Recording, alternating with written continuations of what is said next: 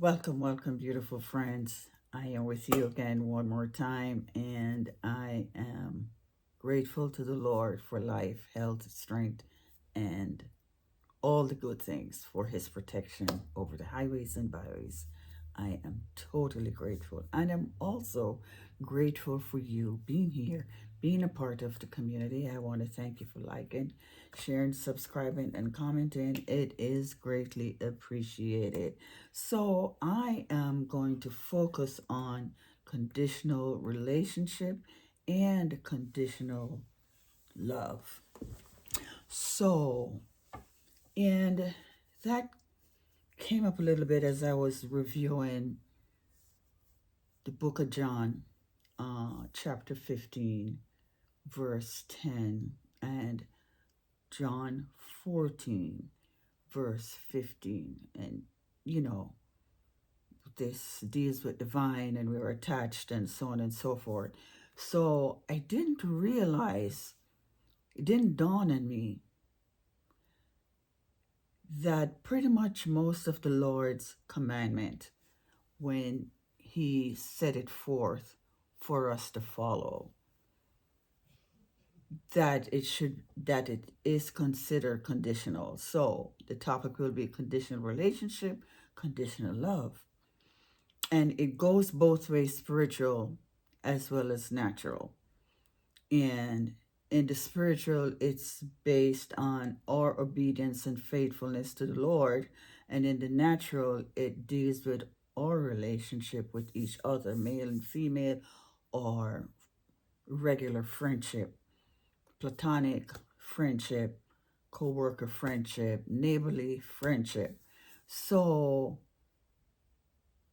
I want to share that with you today because, like I say, the more you study the word, the more you see it in different ways as the Lord give you that interpretation. And so once I receive that interpretation, I want to take the time to share that with you. So, conditional love in the Bible refers to love that is expressed or maintained based on obedience, faith, or adherence to God's commandments. And they're commandments that are set forth by Jesus himself that is tied to the followers of Christ, believers of Christ.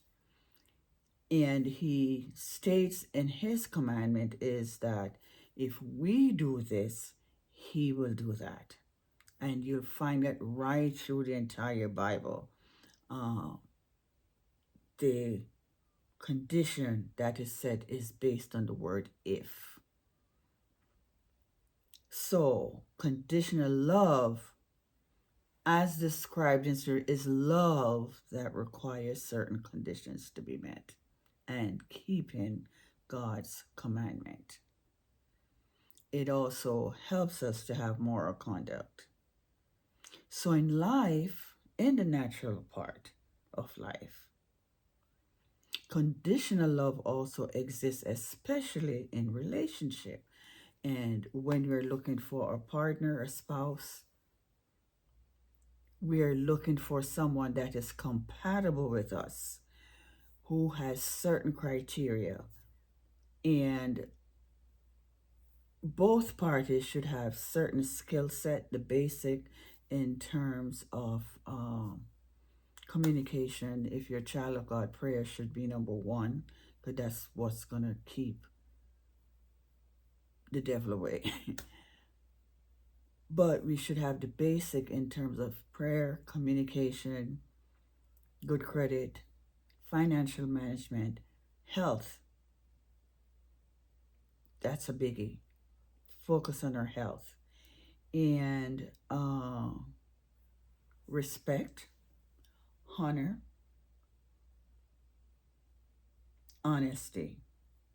Those are the things that I would look at if I'm counseling someone for marriage. Those are the things that you want to have compatibility is. If you don't discuss these things ahead of time and you go into a relationship, you will have a tumultuous time. And we can't just focus on the physical. That's the number one attraction that grabs people magnetically together. That's all well and good, but we have to think about life, how we do life, and our partnership and covenant with each other. So, what most people are looking for an individual, first, as I stated, is the physical. Then you're going to have educational. Then you're going to have your career. Then you're going to look at the person's credit. Then you're not really going to look at it, but discussion as you go along will happen in regards to that. That's important because credit is it's very important. You can live off your credit, and how we manage money, how we view money. So everybody has a different view of money. But in Ecclesiastes, King Solomon states that money answereth to all things. And we know right now, without money, you can't do anything. You can't buy food, you can't buy a car, you're not able to pay your rent, or you're not able to pay your mortgage. So money is a tool that we really need to know how to manage, because if we don't know how to manage it carefully, we can have a lot of issues. So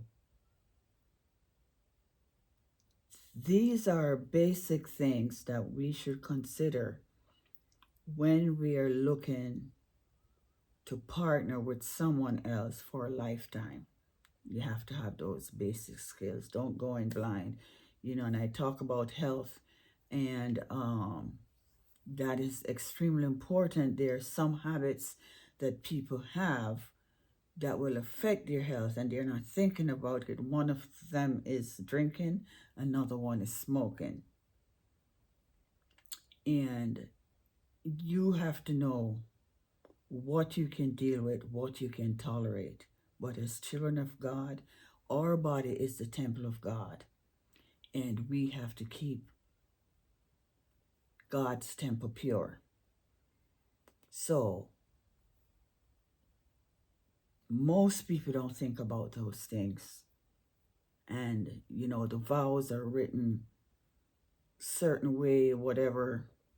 But I know in these days people are changing their vows. So we have to look at it and it being practical. Some people may say, well, you're picky, or you're looking for this, you're looking for that. But because God has order and God has standard, you as an individual who is a child of God should also live in order and live by standards, because he has set standards for us. Every commandment that he has put in the word of God is standard, and he has order based on how he created the world, and we ourselves have to follow standard and order.